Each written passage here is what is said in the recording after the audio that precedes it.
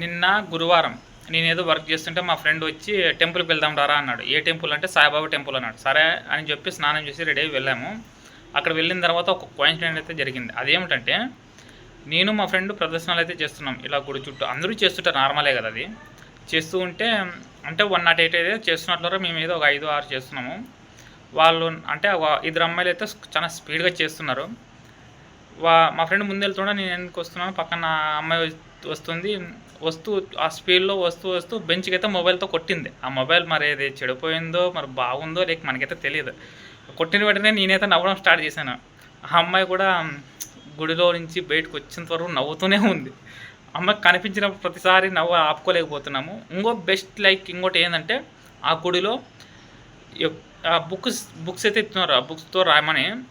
అక్కడ ఏముందంటే సాయిబాబా గుడిలో మామూలుగా అంటే సాయిరామ్ అని రాస్తారు అనుకున్నా. కాకపోతే అక్కడికి వెళ్ళి అక్కడ రాసేటప్పుడు చూసింది ఏంటంటే శ్రీరామ రామ అని రాస్తున్నాను. సాయిబాబా గుడిలో శ్రీరామ రామ రాస్తుంటే అది నాకు లైక్ అనిపించింది. నేను కూడా రాసేసా. జై శ్రీరామ్.